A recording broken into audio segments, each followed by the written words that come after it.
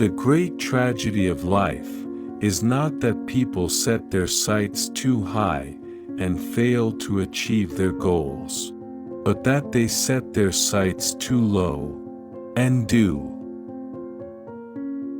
The hand that follows intellect can achieve. A great sculpture can roll down a hill without breaking. Death and love are the two wings that bear the good man to heaven. A man paints with his brains and not with his hands. Art lives on constraint and dies of freedom. To know each other is the best way to understand each other. To understand each other is the only way to love each other. Souls will never ascend to heaven until the sight of beauty lifts them there. Art is a jealous thing. It requires the whole and entire man. An artist must have his measuring tools, not in the hand, but in the eye. He who follows another will never overtake him. No great work of art is ever finished. As you give out, so shall you receive. It is necessary to keep one's compass in one's eyes, and not in the hand. For the hands execute, but the eye judges. No one has mastery before he is at the end of his art and his life. The sculpture is already complete within the marble block before I start my work. It is already there. I just have to chisel away the superfluous material. Gazing on beautiful things acts on my soul. I couldn't give you something mediocre, even if that's all you asked for. There is no greater harm than that of time wasted. Trifles make perfection, and perfection is no trifle.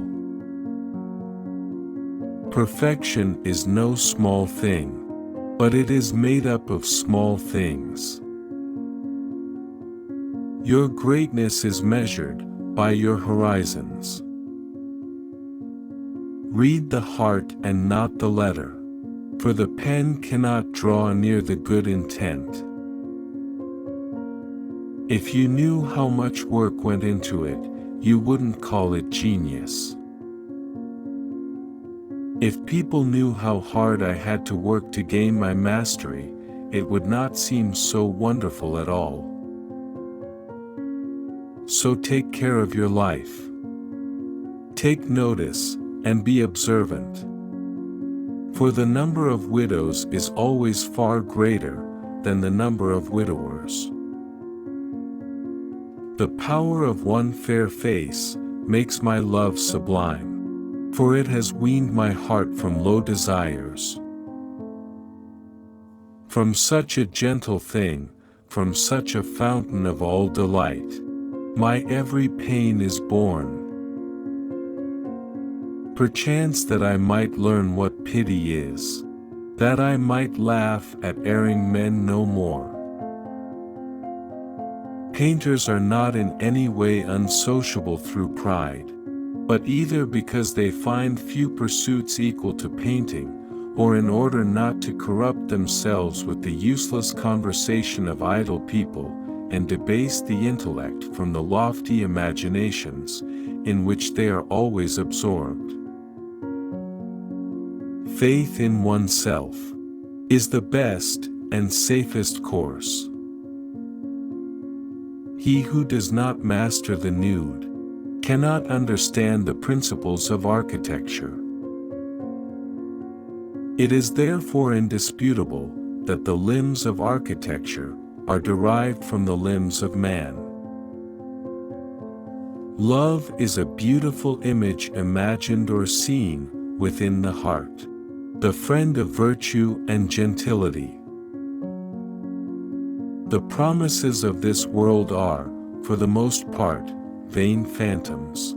And to confide in oneself, and become something of worth and value, is the best and safest course. With few words, I shall make thee understand my soul. A beautiful thing never gives so much pain, as does failing to hear and see it.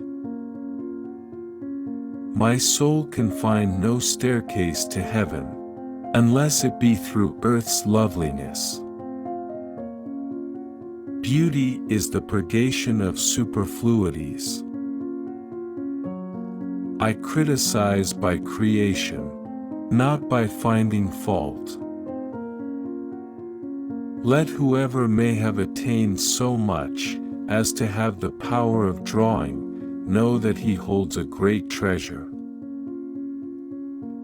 The more the marble's wastes, the more the statue grows. True art is made noble and religious by the mind producing it. A good artist ought never to allow impatience to overcome his sense of the main end of art, perfection.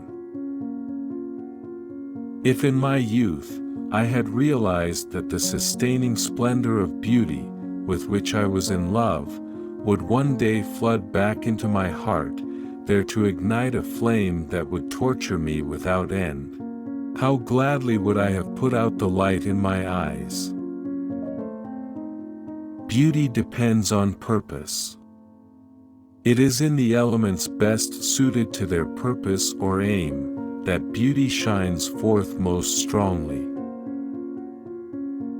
The marble not yet carved can hold the form of every thought the greatest artist has. An artist does his most difficult work when he steps back from the blank canvas and thinks about what he is going to create. Why do you send fools to judge my work? I cannot live under pressure from patrons, let alone paint. What spirit is so empty and blind that it cannot recognize the fact that the foot is more noble than the shoe and skin more beautiful than the garment with which it is clothed? The goods of fortune, even as they really are, still need taste to enjoy them. It is the enjoying, not the possessing, that makes us happy. Your gifts lie in the place where your values, passions, and strengths meet. Discovering that place is the first step toward sculpting your masterpiece, your life.